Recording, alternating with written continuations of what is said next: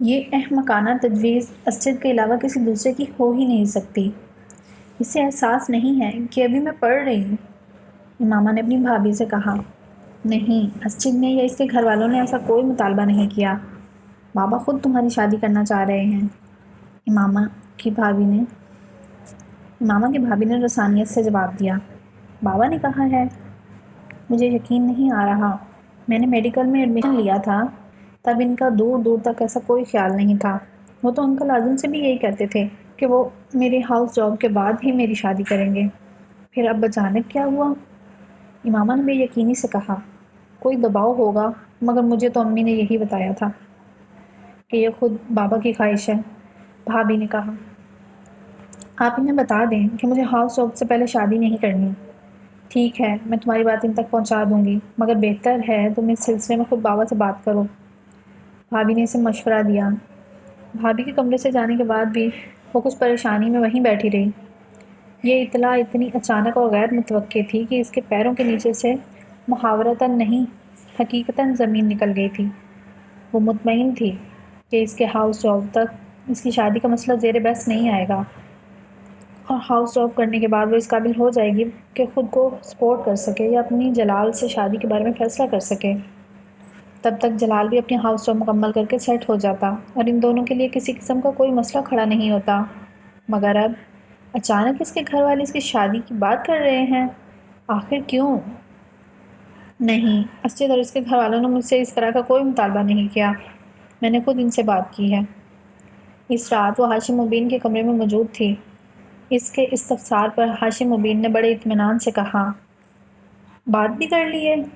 آپ مجھ سے پوچھے بغیر کس طرح میری شادی ارینج کر سکتے ہیں؟ امامہ نے بے یقینی سے کہا۔ ہاشم مبین نے کچھ سنجیدگی سے اسے دیکھا۔ یہ نسبت تمہاری مرضی سے ہی طے ہوئی تھی، تم سے پوچھا گیا تھا۔ انہوں نے جیسے اسے یاد دہانی کرائی۔ منگنی کی بات اور تھی، شادی کی بات اور ہے۔ آپ نے مجھ سے کہا تھا کہ ہاؤس جاب سے پہلے آپ میری شادی نہیں کریں گے۔ امامہ نے انہیں ان کا وعدہ یاد دلایا۔ تمہیں اس شادی پر اعتراض کیوں ہے؟ کیا تم اسجد کو پسند نہیں کرتی؟ بات پسند یا ناپسند کی نہیں ہے، اپنی تعلیم کے دوران میں شادی نہیں کرنا چاہتی۔ آپ اچھی طرح جانتے ہیں کہ میں آئی اسپیشلسٹ بننا چاہتی ہوں۔ اس طرح آپ میری شادی کر دیں گے تو میرے سارے خواب ادھورے رہ جائیں گے۔ بہت سی لڑکیاں شادی کے بعد تعلیم مکمل کرتی ہیں، تم اپنی فیملی میں ہی دیکھو کتنی۔ ہاشم مبین نے اسے سمجھانے کی کوشش کی۔ امامہ نے ان کی بات کاٹ لی۔ وہ لڑکیاں بہت ذہین اور قابل ہوتی ہوں گی، میں نہیں ہوں۔ میں ایک وقت میں ایک ہی کام کر سکتی ہوں۔ میں اعظم بھائی سے بات کر چکا ہوں، وہ تو تاریخ طے کرنے کے لیے آنے والے ہیں۔ ہاشم مبین نے اس سے کہا۔ آپ میری ساری محنت کو ضائع کر رہے ہیں۔ اگر آپ کو میرے ساتھ یہی کرنا تھا تو آپ کو چاہیے تھا کہ آپ اس طرح کا کوئی وعدہ ہی نہیں کرتے۔ امامہ نے ان کی بات پر ناراضگی سے کہا۔ جب میں نے تم سے وعدہ کیا تھا تب کی بات اور تھی، تب حالات اور تھے، اور اب؟ امامہ نے ان کی بات کاٹی۔ اب کیا بدل گیا ہے؟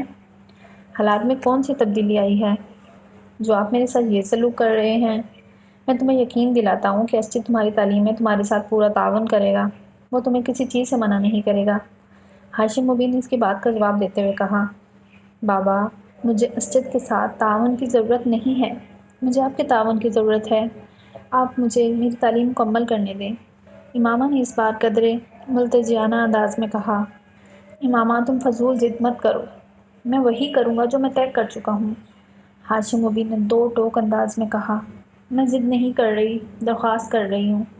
بابا پلیز، میں ابھی اسجد سے شادی کرنا نہیں چاہتی۔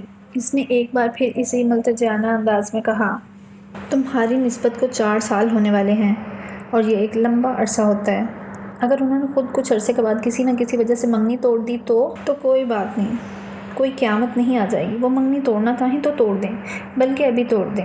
تمہیں اس شرمندگی اور بے عزتی کا احساس نہیں ہے جس کا سامنا ہمیں کرنا پڑے گا؟ کیسی شرمندگی بابا؟ یہ ان لوگوں کا فیصلہ ہوگا، اس میں ہماری تو کوئی غلطی نہیں ہوگی۔ اس نے انہیں قائل کرنے کی کوشش کی۔ تمہارا دماغ خراب ہو گیا ہے یا پھر تم عقل سے پیدل ہو؟ ہاشم مبین نے اسے جھڑکتے ہوئے کہا۔ بابا کچھ نہیں ہوگا، لوگ 2-4 دن باتیں کریں گے، پھر سب کچھ بھول۔ تم اس وقت بہت فضول باتیں کر رہی ہو، فی الحال تم یہاں سے جاؤ۔ ہاشم مبین نے ناگواری سے اسے دیکھتے ہوئے کہا۔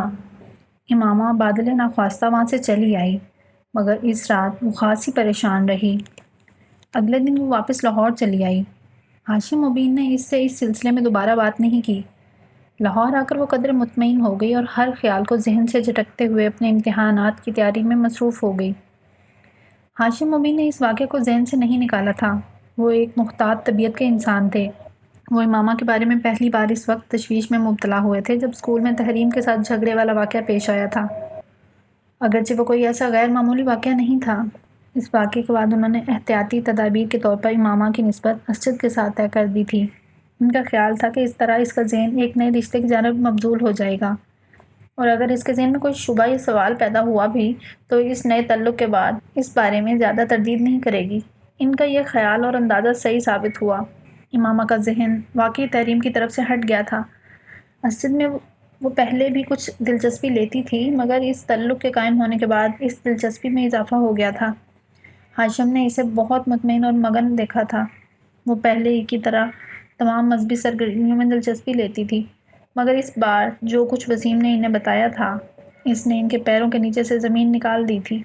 وہ فوری طور پر یہ نہیں جان سکے تھے، مگر انہیں یہ ضرور علم ہو گیا تھا کہ امامہ کے عقائد اور نظریات میں خاصی تبدیلی آ چکی تھی، اور یہ نہ صرف ان کے لیے بلکہ ان کے پورے خاندان کے لیے تشویش کا باعث تھا۔ وہ اپنی بڑی بیٹیوں کی طرح اسے بھی اعلیٰ تعلیم دلوانا چاہتے تھے، اور یہ اس لیے بھی اہم تھا کہ اسے شادی کے بعد خاندان ہی میں جانا تھا۔ وہ خاندان بہت تعلیم یافتہ تھا۔ خود ان کا ہونے والا داماد اسجد بھی امامہ کو اعلیٰ تعلیم یافتہ دیکھنا چاہتا تھا۔ ہاشم مبین کے لیے اس کی تعلیم کا سلسلہ منقطع کر کے اسے گھر بٹھا لینا آسان نہیں تھا، کیونکہ اس صورت میں اسے اعظم مبین کو اس کی وجہ بتانی پڑتی، اور امامہ سے سخت ناراض ہونے کے باوجود وہ نہیں چاہتے تھے کہ اعظم مبین اور ان کا خاندان امامہ کے ان بدلے ہوئے عقائد کے بارے میں جان کر برگشتہ اور بدظن ہو، اور پھر شادی کے بعد وہ اسجد کے ساتھ بری زندگی گزارے۔ انہوں نے ایک طرف اپنے گھر والوں کو اس بات کو راز رکھنے کی تاکید کی تو دوسری طرف امامہ کی منت سماجت پر اسے اپنی تعلیم جاری رکھنے کی اجازت دے دی۔ امامہ صبیحہ کے لیکچر اٹینڈ کرنے اور اس کے وہاں جانے پر جلال سے ملنے کے معاملے میں اس قدر محتاط تھی کہ اس کا یہ میل جول ان لوگوں کی نظروں میں نہیں آ سکا۔ شاید اس کی ایک وجہ یہ بھی تھی کہ وہ جویریہ اور رابعہ کو بھی ہر چیز کے بارے میں اندھیرے میں رکھے ہوئے تھی، ورنہ اس کے بارے میں ضرور کوئی نہ کوئی خبر ادھر ادھر گردش کرتی اور ہاشم مبین تک بھی پہنچ جاتی، مگر ایسا نہیں ہوا۔ ہاشم مبین اس کی طرف سے مطمئن ہو گئے تھے، مگر امامہ کے اندر آنے والی ان تبدیلیوں نے انہیں تشویش میں مبتلا کر دیا تھا۔ ان کے دماغ میں جو واحد حل چل رہا تھا وہ اس کی شادی تھی۔ ان کا خیال تھا کہ اس کی شادی کر کے وہ خود امامہ کی ذمہ داری سے مکمل طور پر آزاد ہو جائیں گے۔ یہی وجہ تھی کہ انہوں نے اس طرح اچانک اس کی شادی کا فیصلہ کر لیا تھا۔ جلال، میرے پیرنٹس اسجد سے میری شادی کر دینا چاہتے ہیں۔ لاہور آنے کے بعد امامہ نے سب سے پہلے جلال سے ملاقات کی تھی۔ مگر تم تو کہہ رہی تھی کہ وہ تمہارے ہاؤس جاب تک تمہاری شادی نہیں کریں گے، جلال نے کہا۔ مگر اب وہ کہتے ہیں کہ میں اپنی تعلیم شادی کے بعد بھی جاری رکھ سکتی ہوں۔ اسجد لاہور میں گھر لے لے گا تو میں زیادہ آسانی سے اپنی تعلیم مکمل کر سکوں گی۔ جلال اس کے چہرے سے اس کی پریشانی کا اندازہ کر سکتا تھا۔ جلال بھی ایک دم فکر مند ہو گیا۔ جلال، میں اسجد سے شادی نہیں کر سکتی۔ میں کسی صورت اسجد سے شادی نہیں کر سکتی، وہ بڑبڑائی۔ پھر تم اپنے پیرنٹس کو صاف صاف بتا دو، جلال نے یک دم کسی فیصلے پر پہنچتے ہوئے کہا۔ کیا بتا دوں؟ یہی کہ تم مجھ سے شادی کرنا چاہتی ہو۔ آپ کو اندازہ نہیں ہے کہ وہ کس طرح ریئیکٹ کریں گے۔ مجھے انہیں پھر سب کچھ بتانا پڑے گا۔ وہ بات کرتے کرتے کچھ سوچنے لگی۔ جلال، آپ اپنے پیرنٹس سے میرے سلسلے میں بات کریں، آپ انہیں میرے بارے میں بتائیں۔ اگر میرے پیرنٹس نے مجھ پر اور دباؤ ڈالا تو پھر مجھے اپنا گھر چھوڑنا پڑے گا، پھر مجھے آپ کی مدد کی ضرورت ہوگی۔ ماما، میں اپنے پیرنٹس سے بات کروں گا، وہ رضامند ہو جائیں گے، میں جانتا ہوں میں انہیں منا سکتا ہوں، جلال نے اسے یقین دلایا۔ پوری گفتگو کے دوران پہلی بار امامہ کے چہرے پر مسکراہٹ ابھری تھی۔ اگلے چند ہفتے وہ اپنے پیپرز کے سلسلے میں مصروف رہی۔ جلال سے بات نہ ہو سکی۔ آخری پیپر والے دن وسیم اسے لینے کے لیے لاہور آ گیا۔ وہ اسے وہاں یوں دیکھ کر حیران رہ گئی۔ وسیم، میں ابھی تو نہیں جا سکتی، آج تو میں پیپر سے فارغ ہوئی ہوں، مجھے ابھی یہاں کچھ کام ہے، میں کل تک یہیں ہوں، اپنے دوست کے یہاں ٹھہر جاتا ہوں، جب تک تم اپنا کام نمٹا لو، پھر اکٹھے چلیں گے۔ وسیم نے اس کے لیے مدافعت کا آخری راستہ بھی بند کر دیا۔